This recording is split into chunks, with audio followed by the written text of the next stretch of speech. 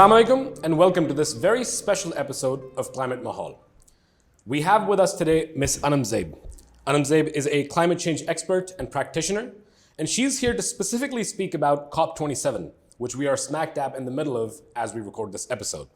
Anam Zeb has 10 years of experience in climate policy and community-based climate change adaptation, disaster risk reduction, and water management. She holds a Master's of Science in Sustainable Natural Resource Management from the UK and is passionate about transforming existing infrastructure and institutions to enhance sustainability. And if I'm not wrong, Anam, I believe you are within the next month also going to be joining the German Red Cross in Pakistan as their newly appointed climate change expert. So we'll launch the conversation with what is currently happening in COP27 and perhaps go from there. One of the most interesting developments that has happened right at the outset was the fact that loss and damage got put on the agenda as an official item. And Pakistan, both as the head of the G77, as well as a country that suffered tremendously, a third of the country was underwater in August and September from the floods, led that effort and was instrumental in securing it. What does all of this mean? Does this imply that we're going to see some kind of financing regarding loss and damage actually come to Pakistan and other global South countries that desperately need these resources from developed nations? Or is this, as has been the case with a lot of these instruments coming out of the previous COPs, just another sort of lip service thing? That's a really interesting question, Zishan, and thank you for having me today. I'm just going to answer your first question in a few parts, and maybe we'll see if they make sense when we put them together. When you talk about loss and damage being brought onto the agenda, to a lot of people it must be like, so what's the big deal having climate change on the agenda? Loss and damage on the agenda for COP27. It's actually not happened for the last, since 2013 when loss and damage was first mentioned at the Warsaw COP. It's actually not been formally brought onto the agenda. What I'd like to start off by saying is agendas are worth fighting for. Why are they worth fighting for? Because when you have an item on the agenda, it brings that topic on, it gives it a certain sense of legitimacy and validity that it can be discussed in a multilateral setting. Having a topic on the agenda also enables it to be discussed in a way that might lead to outcomes and decisions, which is what we need right now. So that's the first part of the question. The second part is, unfortunately, why was it fought over so much? It's because developed countries are resisting, like you mentioned in your question as well. They're going to be, there's resistance to it. Why was it not on the agenda to begin with? That's because developed countries have watered it down even as it is now. So for a topic to be brought on an agenda, and when you do discuss something in a multilateral setting, you do need the consensus of other parties in order to bring it onto the agenda. So in terms of loss and damage, yes, it has been brought onto the agenda, and Pakistan has played a pivotal role in this. It doesn't start immediately. We can talk about the disasters. So it wasn't just the flood, it was the heat waves that came really early this year, and they're also possibly a reason for why the floods happened in the first place, because of the rapid melting and then, of course, the condensation, whatever, the extremely high rainfall that happened, torrential rainfall. So, there's that angle to it as well. It was the fact that Pakistan was hit by these disasters, but for many years, Pakistan is not just a member of the G77 plus China. Pakistan is also a member of another very large negotiating bloc, which is the LMDCs, like-minded developing countries. That's also turning out to be one of the largest negotiating blocs in the UN, negotiating system. So when you bring both of these points together, then earlier, every year before the COP takes place, there's also a meeting of the subsidiary bodies. This year was the 56th meeting of the subsidiary bodies, and it happened in Bonn in Germany. And over there is where this was proposed for the first time by Pakistan as chair of the G77. So, we have to appreciate that Pakistan has been very proactive about this to begin with. They did mention and they did call for loss and damage to be formally included in the agenda for COP27. Munir Akram, who's the ambassador for Pakistan, actually brought it up during his address over there. And this has been followed by, this being strongly advocated for at the national level. We've been hearing the ministers speak about it. We've been hearing even the prime minister speak about it, even during his opening address. And then what was very striking was that Antonio Guterres came to visit Pakistan, UN Secretary General. And during his visit, he also highlighted that, compensating Pakistan for the losses and damages incurred, it would not be a question of generosity on the part of developed countries. It would be a question of justice. It is the polluter pays principle. It is something that came up in Rio in 1992 when climate change was in its very fledgling stages. The issue of common but differentiated responsibility. So everyone is responsible for acting on climate change in a certain way. We'll discuss that later when we talk about the global stocktake. But also, discussing that yes, there are countries that have historically been larger polluters, and these are the countries that we refer to as developed countries now. They are much more financially stable. And back in Rio, it was decided that compensation or the countries that pay for climate change are the ones that have historically the highest emissions, and they also have a high income per capita. That's a measure for measuring how they will pay for it. So coming back to Pakistan getting loss and damage onto the agenda, yes, it is a co-chair of the G77 plus China. It's also a member of the LMDC group. But even individually as a country, Pakistan has been building the case for this for the last 2 or 3 years, actually, when we've been hit repeatedly by disasters, that fall out of the ambit of adaptation. They're disasters we cannot adapt to. So there is a case that we've been building through foreign diplomacy, through our national actions, that loss and damage is a subject that needs to be discussed in a multilateral setting. Absolutely. And I think there's also something to be said about all of the efforts that have been conducted in Pakistan over the last several years, especially in terms of, and I think this topic is also very close to your heart, in terms of building resilience for communities, especially communities that live next to riverbanks and riverbeds and so on and so forth. And all of that of course, also factors into it. What I'm curious about to get your viewpoint on as far as the two groups are concerned, Pakistan's presidentship of the G77 ends at the end of this year. Are there any additional actions that Pakistan can take past COP27 as the chair of that particular group that would help push this agenda forward? So it's very interesting. The G77 plus China initially was actually not even seen as a very united group, I would have to say, because there's so many member countries. And even in the LMDC group is smaller. The G77 plus China, and then having China in that group to begin with, there are so many countries with differing national priorities, and foreign diplomacy for each of them is different. And very much these UN negotiations have a lot, the role of the foreign ministries or whoever the negotiating parties are. In the case of Pakistan, the Foreign Office is responsible for the negotiations on Pakistan's end. They deal with the technicalities of international agreements. So, when you have so many countries as a part of a group, they will all have differing opinions and they will all have different polls. Even now, I was reading an article by the Carbon Brief, actually, on country priorities or negotiating blocs and their priorities. And interestingly, on a lot of subjects, it did say that these are priority actions for G77 plus China. So, for example, the establishment of a loss and damage financing facility. That's a priority, but it's not a very high priority for G77 plus China. And you would expect it to be. But when you think about it, they don't have a red line as far as that's concerned either. So, these kinds of things, G77 plus China has then suddenly done a turnaround earlier this year where they did take a very strong stance on loss and damage. I would like to assume that Pakistan had something to do with it as a country that has been battered by the impacts of climate change over the last year or so, very much in the public eye. So, having Pakistan be a member of G77 plus China has contributed to our stance, but I think that at a national level, we are making a good case. In terms of diplomacy, I wouldn't really say on-ground actions are really reflecting what we're saying that much at the foreign policy level. I don't really see it translating to action very much at the national level for now.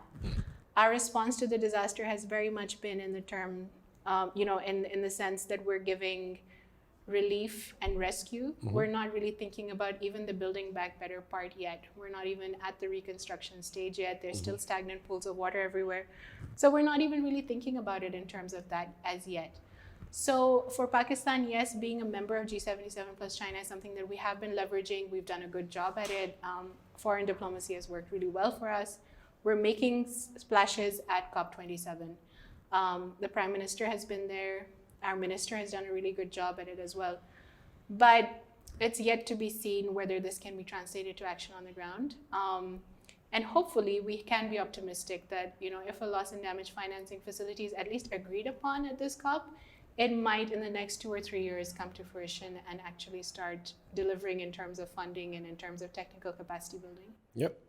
And I think what you said is very correct in that when one of these disasters happen, whether it's a heat wave or these massive floods that have happened or a drought, we often see a lot of effort put in the initial few weeks or months towards relief. But past that point, once the sensationalism dies down, the media coverage dies down, the global outcry dies down, there isn't really much done in terms of what are some of the long-term strategies that can be deployed to mitigate, adapt, to build resilience, and so on and so forth. And this is also a bit of a critique and a commentary on some of our internal capacities, because Pakistan cannot, by any stretch of the imagination, blame global emissions as the sole reason for why it is in the state that it is in. We've spoken quite a bit about China, so let's talk about it a bit more. China has been pushing at COP27 for a global financing facility. China also remains one of the largest polluters in the world. You're the expert on this, but the figures that I've been given are somewhere between 25 and 27% of global emissions actually come from China. Which is, and given that it's a part of G77 plus China, that's an odd juxtaposition and sort of, it's almost diametrically opposite in terms of what it wants and what it says. China has also been at the forefront of, this rising geo-economic paradigm that has emerged in the world, but at the same time has declared itself a developing nation when it comes to climate financing as well as adapting to the various changes brought about by acute climate change. How do you see the role of China moving forward? And related to that is the whole question of global financing. COP27 was all about implementation, right? Is there any possibility of us actually seeing some kind of implementation done on a global financial instrument that will help developed nations meet their adaptation and mitigation targets? Yeah, that's actually a really interesting question. In terms of as far as China is concerned, I also always like to take a step back and ask people to consider. I'll give you an example of a village, for example, in KP. You will have a village there and you'll have lots of people living there. Most of them would probably be working in agriculture and living off the land. Mm-hmm. If you ask them to invest in climate smart technologies or even in solar for their households, they would probably say no if you said it to them in terms of, oh, but you need to save the planet. It's a question of how we're communicating it to them. Mm-hmm. So if you tell someone that they have to undertake certain climate actions because it is the moral imperative, I'm sorry, but we're going to have to be cynical about it, but no one's going to fall for that. Mm-hmm. When you put it through as an economic incentive, so when you find out that, yes, there is a problem as far as the supply of electricity is, whether that's, for irrigating your fields or whether it's for powering your house, if you tell people that, there's going to be a fossil fuel shortage, oil prices are going to become more expensive, so it makes more sense for you economically to solarize your house.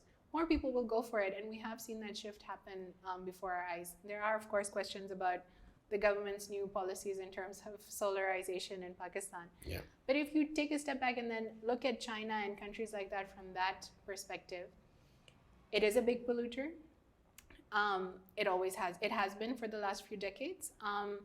But their shift towards being more climate friendly and being, reducing maybe their emissions and stuff, maybe has more to do with having a shift towards renewable energy or, climate smart technology, just because it is rapidly becoming the more efficient way to do things.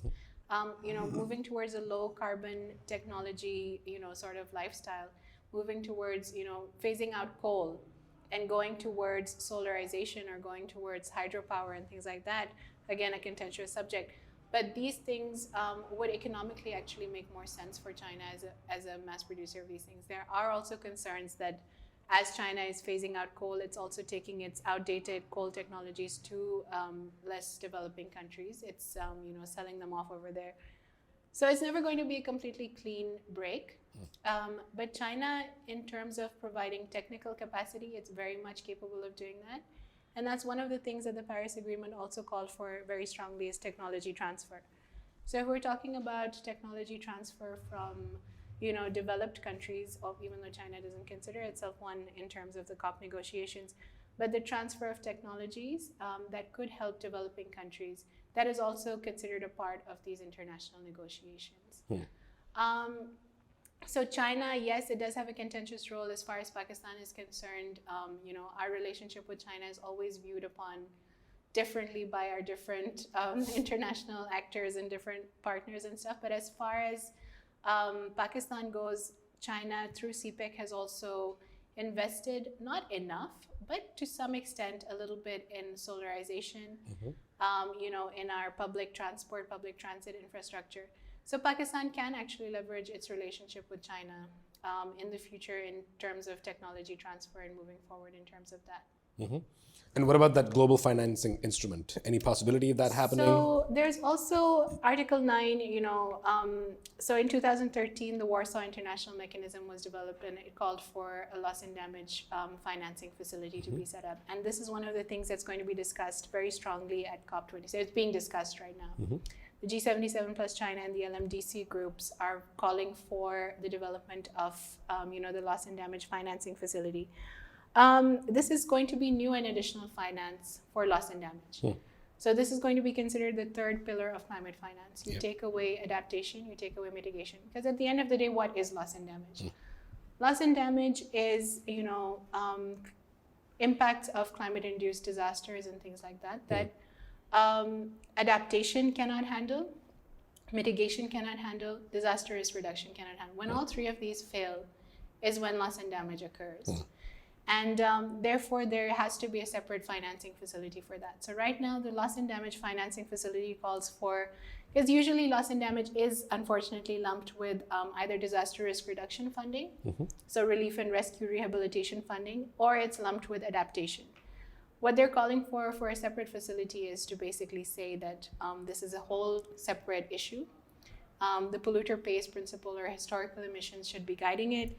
Some of the other things is it has to be new and additional funding. So you can't really talk about repurposing development funds or repurposing loans or concessional loans and things like that and saying that it's, we're going to rename this and now it's going to be loss and damage. It has to be new and additional, and it has to be coming from historical polluters.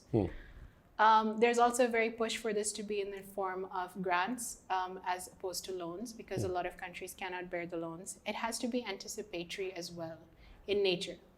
So, if there is a high likelihood that a certain country will be, faced with a certain climate impact, the fund should actually be easy to access for these countries prior to that event actually taking place.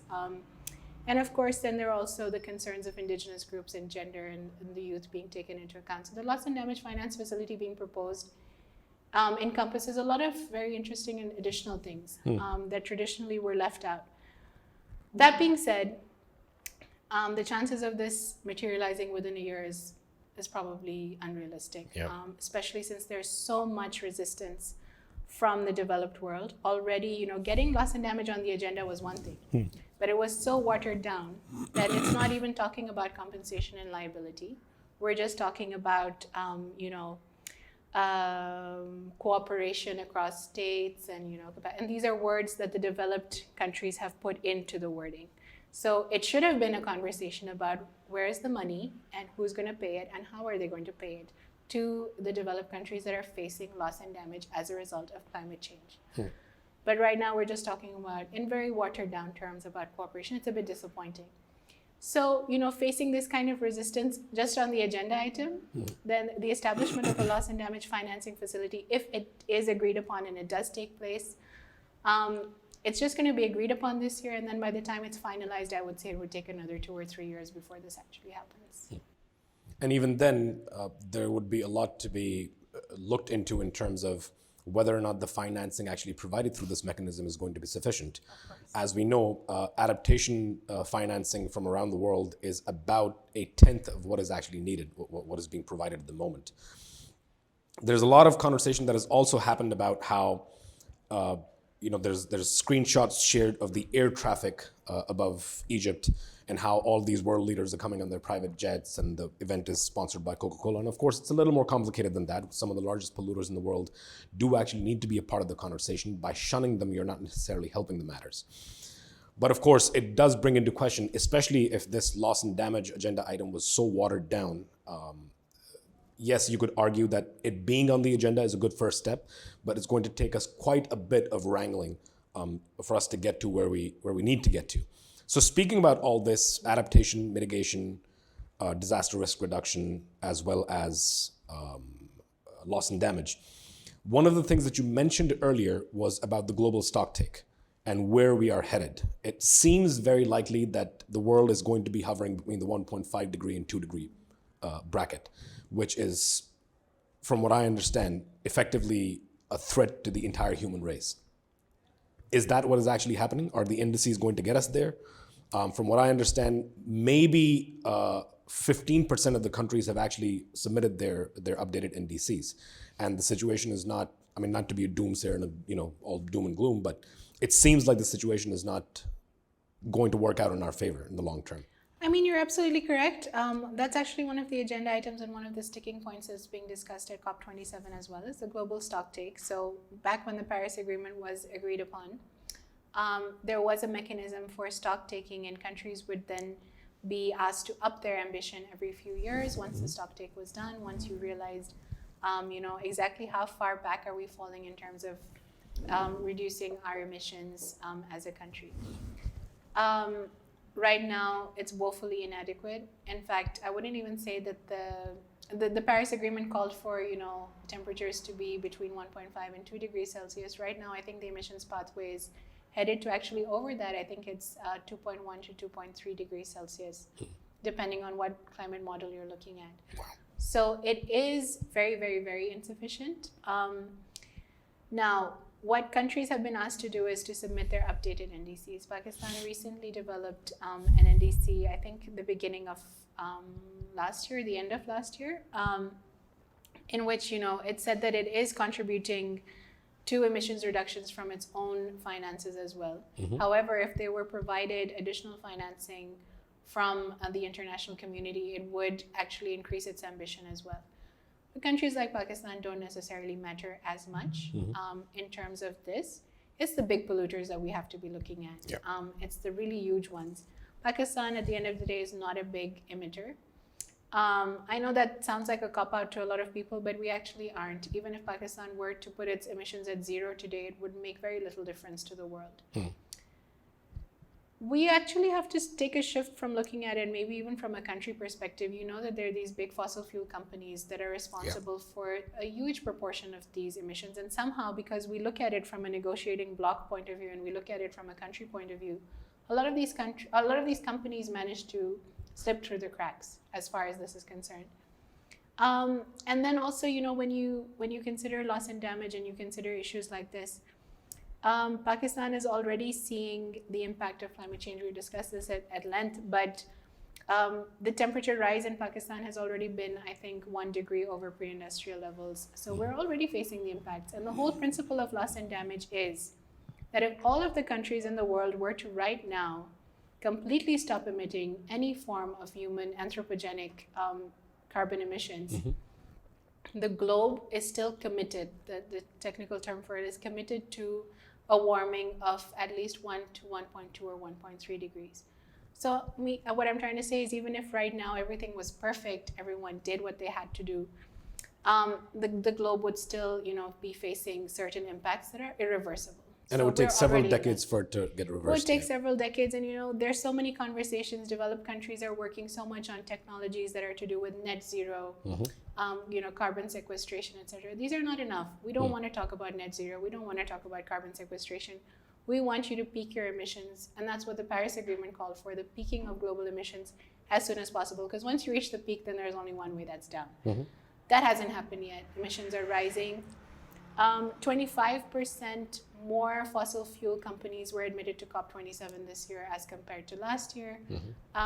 So the action that is being taken is not really matching what these countries, the big statements they make at a national level, or even the opening statements that are being made at the COP. All of these world leaders getting together and talking about it, but no one is taking a firm stance really and no one is actually upping their ambition.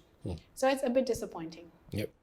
I just have a very quick question because we mentioned carbon sequestration and things of that nature. Carbon credits, are they just another distraction, or are they something that can actually be leveraged or used in a manner to cause some of these larger companies to, curb their emissions?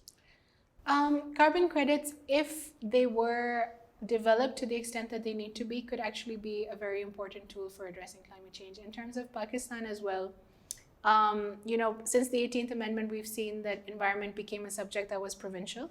So technically, the provinces are the ones that should be dealing with climate change, and the Ministry of Climate Change should just be in a coordinating role. So then, questions arise as to, the increase in mangrove cover in Sindh over the last few years. If the Sindh government were to try and claim carbon credits for this, would it be the Sindh government that would do it, or would it be the Ministry of Climate Change? So, all of these things, and I wouldn't even just say that this is about, Article 6 to do with carbon offsetting and carbon credits, Article 6 of the Paris Agreement. I wouldn't even say that it's specifically limited to that. Climate finance in general, I think for a lot of countries, and then even the loss and damage financing, the adaptation or mitigation financing, it's seen as so complex and so unreachable that I think a lot of countries find it difficult. In fact, this is one of the things that was brought up. New Zealand, Denmark, Belgium, and even the UK has made a slight hint towards maybe debt restructuring in terms of loss and damage at COP27. You don't want to see this as a distraction from the actual development of a climate finance facility. But one of the principles, like I was mentioning to you earlier about a loss and damage financing facility, one of the additional principles that they want is that it should be accessible to developing countries, which may or may not have the capacity to develop, very fancy, proposals for how the money is going to be spent. We have to stop looking for innovation all the time. As far as these big financiers, the Green Climate Fund and all of these things you have to look at, there are communities that are facing the brunt of climate change, and they do have immediate rehabilitation, relief, and rescue needs. These have to be met. So, the project doesn't have to be sexy or exciting for it to be funded. It should just make sense. So circling back to the carbon credit thing, it is a very good model, but it should not be seen as a replacement for a loss and damage financing facility. And that's something that the president of Barbados came out very strongly with. A lot of countries came out with it that yes, if New Zealand has pledged, for example, $20 million for loss and damage finance, but that is over and above what would happen if there was a loss and damage financing facility available. So these pledges by different countries should not be taking the focus away from actually establishing a financing facility at the end of the day. You mentioned pledges. So my last question is a two-parter. The first is, all of these pledges that are made at these COPs, it seems like a lot of them don't really see the light of day. Why are these pledges not binding? That's the first part of the question. And everything that has come out of the COP27 conversation so far, and as it continues over the next week or so, how can Pakistan use all of the information, all of the knowledge, and all of the conversation that has come out of COP27 to its own advantage? And where does it need to, place its resources in order to capitalize on it? Right. In terms of, how can Pakistan leverage it? We have to also address inequalities at home before we can start really championing it. So Pakistan has done, as I've been saying this whole time, we have taken a leading role in getting loss and damage on the agenda for COP27. We've also done a really good role in portraying Pakistan's case at the international level. But when you come down to it at the Pakistan level, I was actually watching a podcast by the Bad Labs actually on this. One of the interesting things that one of the panelists said was that, for example, if we do go for an option such as debt restructuring, or, there's not a lot of confidence in the international community that if debt was to be restructured, whether that restructured debt would actually go to the communities that need it or not. So there is definitely a trust deficit at some level. There's also the fact that it's only 5% of Pakistanis that are really middle income or upper middle income. Most Pakistanis are not financially well off. Concerns that come out at the international level is to do with whether this finance will be used equitably, fairly. mitigation projects are generally seen as more bankable and more viable by countries. You mentioned earlier that a lot of the financing and the pledges haven't really come to light.